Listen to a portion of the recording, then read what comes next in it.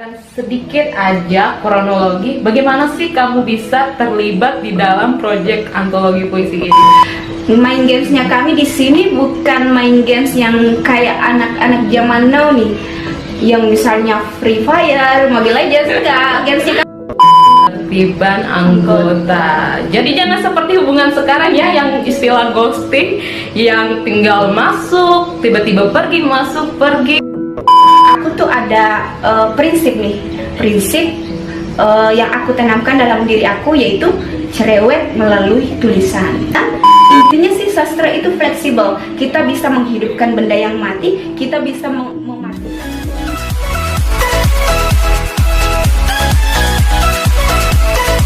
Halo semuanya, assalamualaikum. Kembali lagi dengan aku Nawira Ayu Insani di Bincang Sastra kali ini.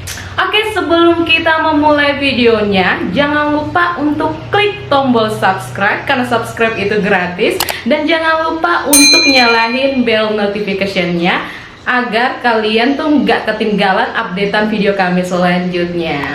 Oke, hari ini kita mau mereview nih sebuah antologi puisi yang berjudul Logopil Nadir. Wow, tenang aja kok, aku nggak sendirian tentunya ya. Di sebelah aku ini sudah ada narasumber kita, Besek Sulfiana Fitri. Halo, apa kabar? Alhamdulillah aku baik, kamu gimana nih kabarnya? Alhamdulillah aku juga baik. Sekilas info guys, Besek Sulfiana ini adalah salah satu penulis dari kumpulan puisi ini guys. Jadi bagi kalian-kalian yang suka berbau sastra, suka nulis, mau ngembangin tulisan kalian, apalagi bisa diterbitin nih seperti ini. Jadi tetap stay tune karena kita akan membahasnya satu persatu di video ini. Oke, Besek Sulfiana Fitri, aku panggilnya apa ya? Atau ada nama penanya? Atau yang nyamannya kamu aja deh, aku panggil apa? Sebetulnya sih aku mau dipanggil apa aja itu sebenarnya terserah sih dari setiap orang, senyaman-nyamannya aja.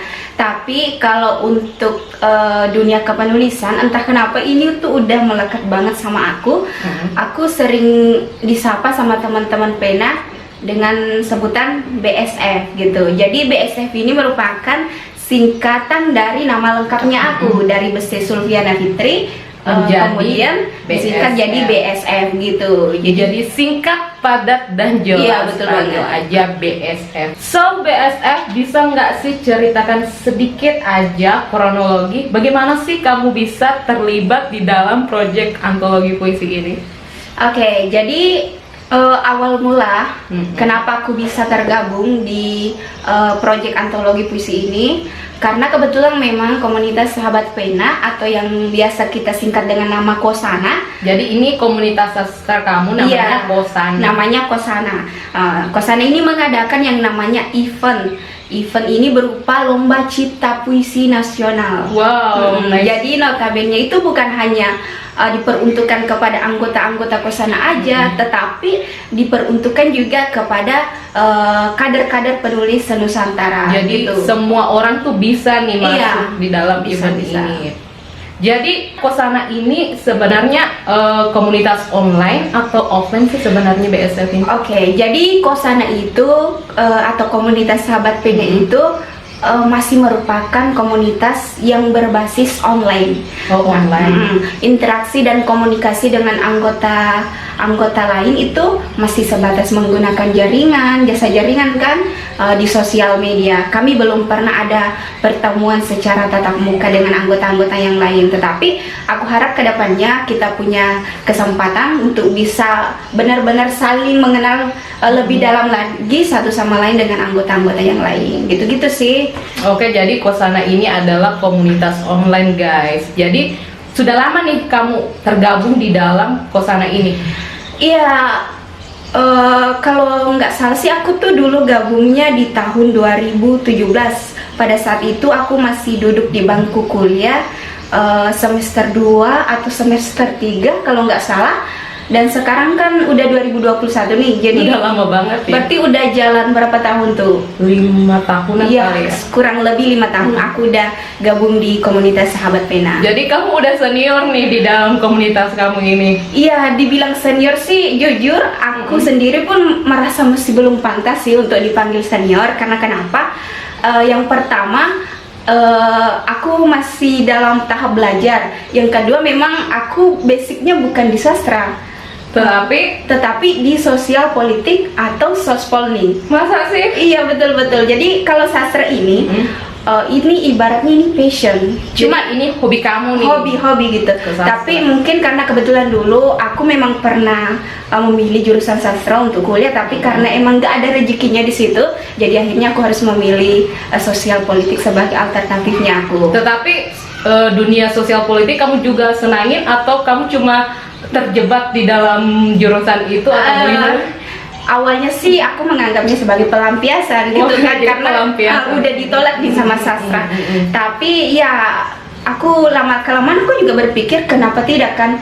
Kita tuh dunia itu fleksibel sih. Dunia itu memberikan kesempatan bagi kita untuk senantiasa berekspresi apapun. Jadi kita tidak harus dong fokus sama sastra, fokus sama sosial politik. Kenapa kalau misalnya kita ada kesempatan, kita ngembangin bakatnya kita atau pengalamannya kita di bidang-bidang lain sih. Jadi menurut aku ya dinikmatin aja gitu. Aku selalu banget sih ngelihat dari pengalaman BSF ini.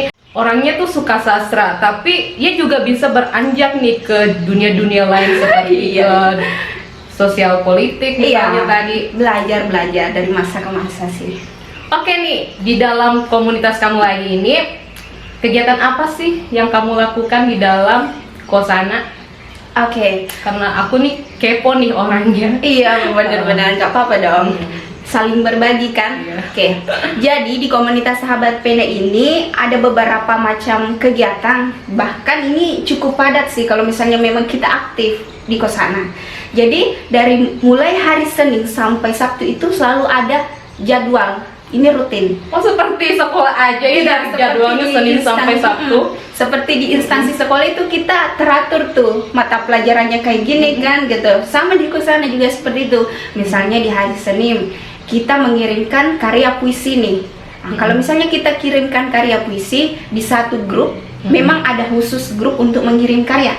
Kita harus ngelis namanya kita bahwa pada hari ini, bulan ini, tanggal ini si ini telah mengirimkan karya puisinya gitu. Jadi yang Alfa ini tuh kentara banget ya, karena di dalam Kosana ini juga ada sistem absennya. Lanjut. Di hari Selasa kita ada yang namanya kegiatan apa tuh, krisar.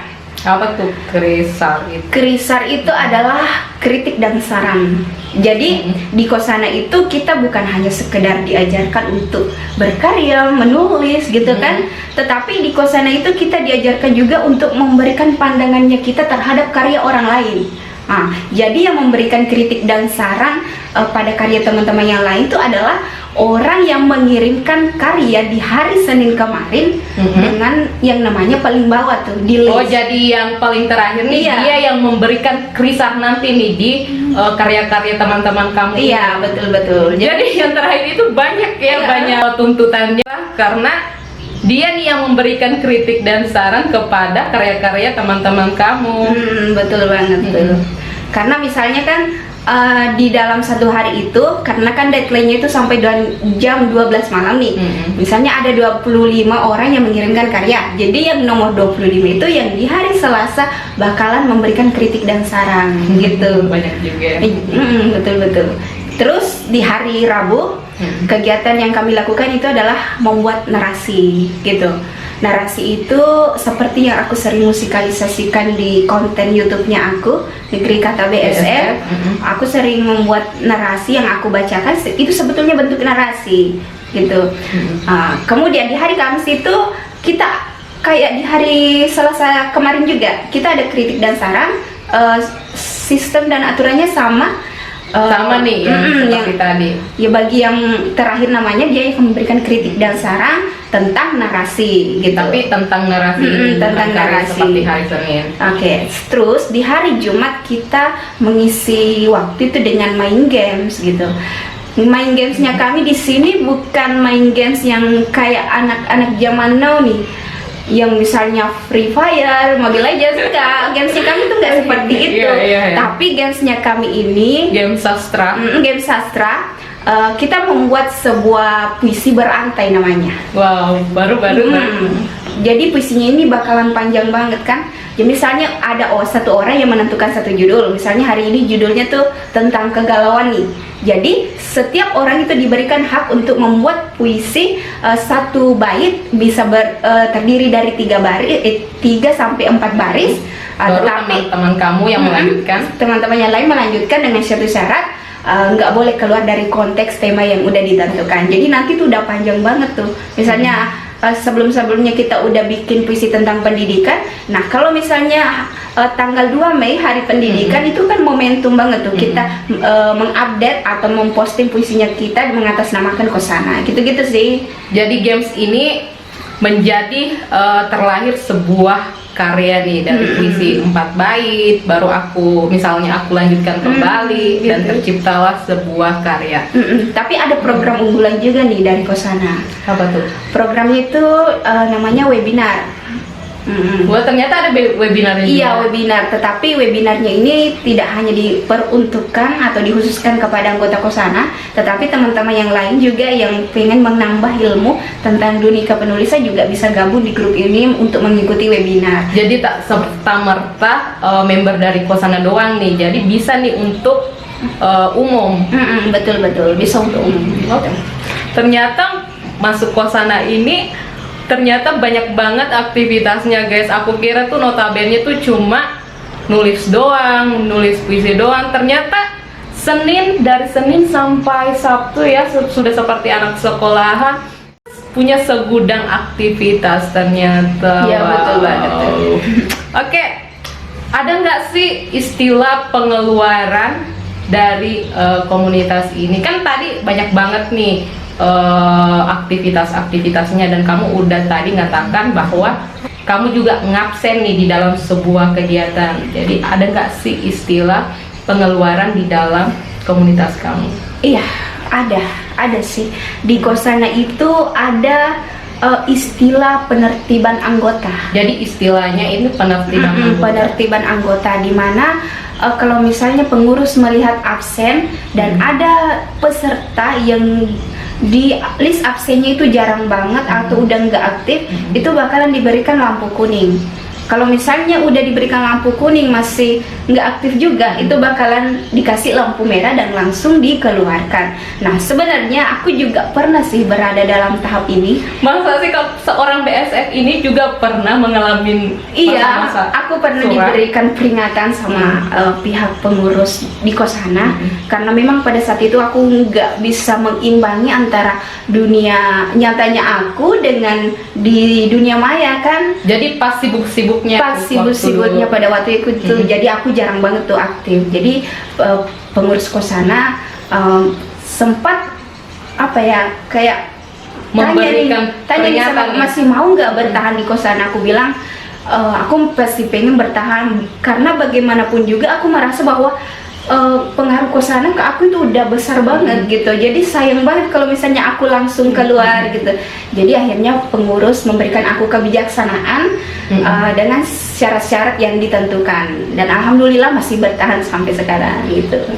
Jadi dengar ya guys, dengar yang bagi calon-calon yang berminat untuk masuk Kosana, kalian bisa dengar tadi penjelasan BSF bahwa ada nih namanya penertiban anggota. Jadi jangan seperti hubungan sekarang ya, yang istilah ghosting, yang tinggal masuk, tiba-tiba pergi, masuk, pergi, yang nggak enak banget. Ibarat di dunia percintaan tuh datang untuk pergi, kan bikin nyesek tuh, ya kan? Nanti tiba-tiba kamu dikeluarkan bagaimana? Kan nggak ada kesempatan kedua lagi. Oke. Kan sebelumnya di dalam Kosana ini kan banyak nih latihan-latihan nulisnya. Ada nggak sih tips and trik kamu agar konsisten dalam menulis nih. Biasanya itu aku tuh nulis tapi aku nggak tahu menulis apa gitu. Tapi kita harus buat sebuah karya nih. Ada nggak sih tips dan triknya kamu untuk menulis sebuah karya puisi atau apa nih? Oke, jadi sebetulnya ya, kalau aku diminta untuk memberikan tips and trik dalam dunia kepenulisan dan bagaimana caranya untuk tetap konsistensi dalam menulis, jujur aku tuh merasa masih belum pantas untuk memberikan hal seperti itu, karena aku sendiri pun bukan ahli dalam bidang ini. Aku hanya orang yang sedang berproses dan apa ya, pengennya ada progres dari hari ke hari tentang Ya menjadi lebih bagaimana baik, menjadi lebih baik menjadi seorang penulis. Tapi kalau misalnya teman-teman mau mendengarkan pandangannya aku, ya boleh-boleh saja, kita kan sharing nih kan. Kita sharing. Jadi kalau dari aku ada 3 hal yang aku perhatikan. Yang pertama itu, dari dulu memang aku tuh ada prinsip yang aku tanamkan dalam diri aku, yaitu cerewet melalui tulisan. Ya, gitu. cerewet melalui tulisan, Iya. moto dari seorang BSF. Cerewet melalui tulisan. Karena menurut aku gini ya, aku kan tipikal orang yang kalau di dunia sosial aku nggak bisa cerewet secara lisan nih. Jadi akhirnya aku memilih aja untuk cerewet melalui tulisan, daripada kan cerewetnya mubasir aja. Jadi mending dipakai di dunia tulisan kan. Oke. Terus karena menurut aku kalau misalnya aku cerewet melalui lisan, aku mengatakan sesuatu yang aku peruntukkan kepada orang lain, aku bisa saja mengatakan sesuatu yang bisa membuat orang lain tersinggung, membuat hati orang lain itu terluka gitu kan. Jadi aku nggak bisa diralat kembali ya. aku nggak bisa meralat kata-katanya aku, udah terlanjur gitu. Kalau melalui lisan. Tetapi kalau melalui tulisan, aku bisa menuliskan unek-unek aku tentang orang. Kalau misalnya aku merasa bahwa tulisan ini tuh bisa menyinggung dan agak over kedengarannya, aku bisa menghapusnya dulu, mereview kembali supaya tulisan itu benar-benar menjadi sangat berharga dan tidak menyinggung dan membuat orang lain terluka. Dan Gitu-gitu itulah sih. kelebihan dari menulis. Kita bisa mengeditnya kembali. Iya, betul banget. Terus yang kedua, kalau dari aku saranin sih buat gabung di komunitas-komunitas ya, termasuk juga komunitas Sahabat Pena. Ini juga merupakan salah satu solusi terbaik untuk kalian yang pengen mengembangkan potensinya kalian terhadap dunia sastra gitu. Karena betul-betul di Kosana ini ataupun di komunitas-komunitas lain itu bakalan mendisiplinkan kita dalam berkarya gitu. Ya, aku setuju juga sih. Iya, betul. Yang ketiga, tips dari aku itu menulis aja, menulis dan menulis. Apapun yang kamu lihat, tulis aja. Meskipun mungkin bakalan itu tulisannya tuh kedengarannya datar aja gitu, tapi kan nggak jadi masalah karena tulisan itu bisa dikembangin di waktu lain kan. Oh, jadi intinya nulis aja nih yang aja. ada di dalam pikiran. Nanti sewaktu-waktu pikiran kita udah refresh, kita bisa mengeditnya kembali, nggak sih? Iya, betul. Karena kan dunia ini tuh memberikan banyak inspirasi kan. Misalnya kita lagi ngelihat kucing sedang mati, kita bisa menjadikan itu sebagai sebuah karya sastra dalam tulisan. Intinya sih sastra itu fleksibel. Kita bisa menghidupkan benda yang mati, kita bisa mematikan benda yang hidup. Jadi bebas gitu. Itu seninya sastra sih. Iya, betul. Oke, kayaknya kita udah berlarut-larut nih. Kita udah ngebahas tentang Kosana, udah bahas tentang sastra. Bagaimana kalau kita langsung aja ngebahas dan mereview buku Logopil Nadir sesuai dengan tema kita hari ini. Oke, langsung aja nih BSF. Aku mau nanya nih sama kamu, apa sih arti dari Logopil Nadir ini? First impression aku nih pas ngebaca judul buku ini, Logopil Nadir. Wow, namanya tuh filosofi banget nggak sih? Nggak seperti judul-judul pada umumnya. Ya, sependapat ketertarikan tersendiri sih. Apa sih arti dari sependapat sih. Oke.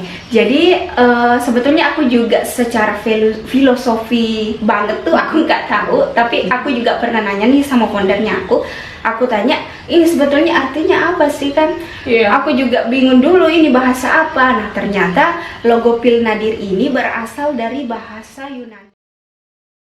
Itu luar biasa yang menghantam aku. Menghantam aku sehingga aku terinspirasi untuk membuatnya sebagai puisi. Dulu nih, aku selalu beranggapan bahwa dunia kepenerbitan itu nggak sembarangan. Iya, susah loh.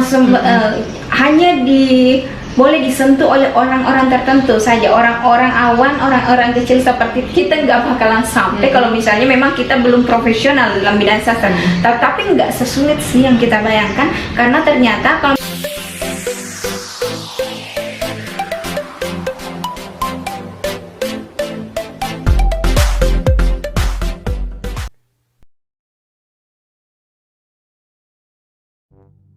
Jangan lupa untuk klik tombol subscribe channel di bawah. Dan jangan lupa untuk nyalahin bell notification-nya agar kalian nggak kehilangan arah tentang updatean kita selanjutnya. Oke, saya Fitri. Halo, apa kabar, Beste? halo, alhamdulillah.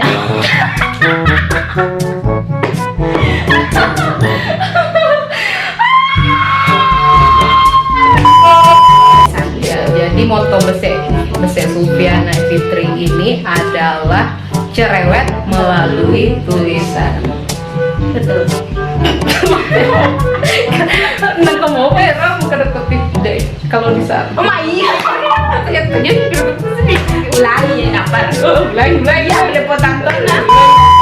Ih kok salah nak? Dia mau ke konsistensi. Iya, kalau minta konsen. Cut. Mami tuh ya buku ya. Magi ke bumi.